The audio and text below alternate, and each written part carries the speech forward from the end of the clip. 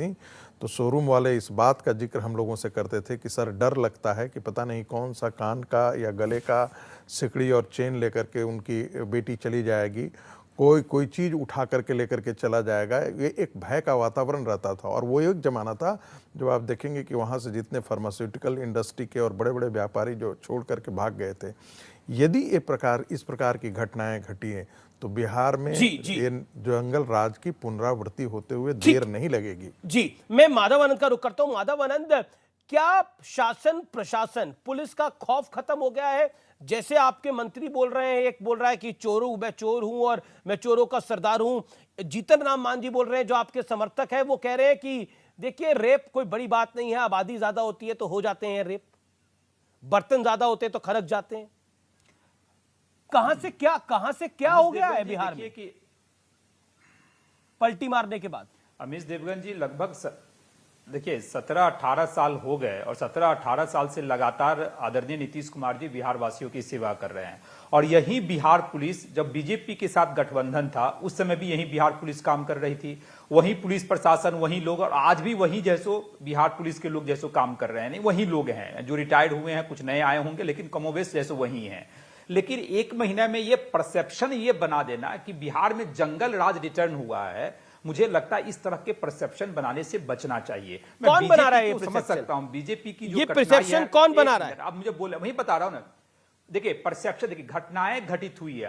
आज की पूरी चर्चा आपने बेगूसराय पे रखी है। बेगूसराय में घटना घटित हुई है, हम लोगों ने उसको एक्सेप्ट किया, चैलेंज के रूप में एक्सेप्ट किया, और अपने आप में बिहार में इस तरह की पहली घटना है कि कोई व्यक्ति सड़क पे चले बाइक से और जो सामने आवे उस पर गोली चला दो। यानी इस तरह की घटनाएं तो मैं कनाडा में सुना हूं, यूएस में सुना हूं, जो इस तरह के जो विक्षिप्त प्राणी होते हैं, जिसको हम लोग कहते हैं कि जो सामान्य व्यक्ति निशान की तरह के लोग होते हैं, साइको होते हैं, इस तरह का काम किया करते हैं कि सड़क पे आए और खुद से कुछ कर दिए। तो ये पूरी जांच पड़ताल चल रही है। बिल्कुल। अच्छा, इसकी क्या पड़ताल करेंगे? इसकी क्या पड़ताल करेंगे जो आपका मंत्री कह रहा है कैबिनेट की मेरे विभाग में सब चोर हैं और मैं चोरों का सरदार हूं? क्या पड़ताल करेंगे इसकी आप? अमीश देवगन जी, देखिए क्या पड़ताल करिएगा इसकी? मैं जानना चाह रहा हूं। राय मैं बताता हूं।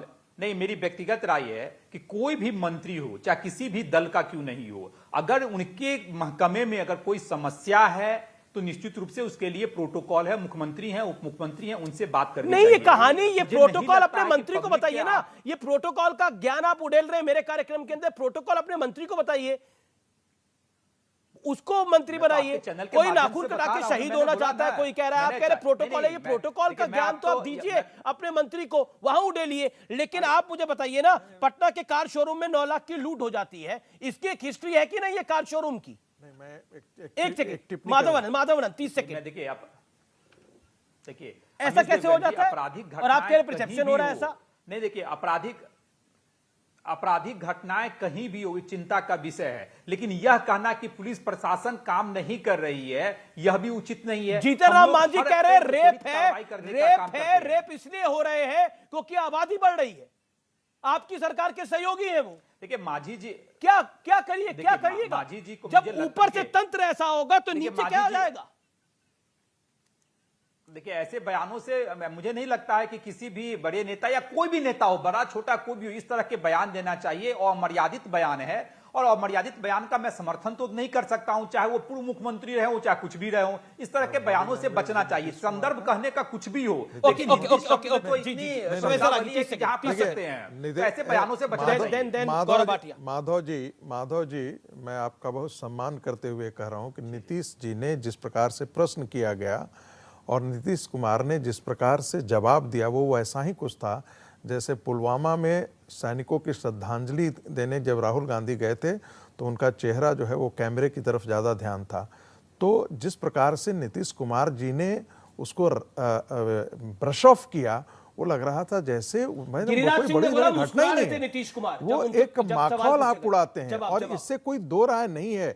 आप भी अंदर, आपकी अंतरात्मा जानता। आप अभी प्रोटोकॉल की बात कर रहे थे, क्या ऐसा है क्या, मुझे आप बताइएगा, जो जानकारी मिली है कि आरजेडी के तेजस्वी यादव के सामने ये घटना घटी है और कहीं ना कहीं आरजेडी जानबूझकर के मुख्यमंत्री पर दबाव बनाने के लिए तो इस प्रकार की चीजें नहीं कर रहा है। नहीं तो किसी एक मंत्री की इतनी हैसियत नहीं हो सकती है कि वो मुख्यमंत्री से तू तड़ाक करके कहे कि अरे छोड़िए छोड़िए, आपकी हैसियत से हम नहीं जीत करके आए हैं, हम अपनी हैसियत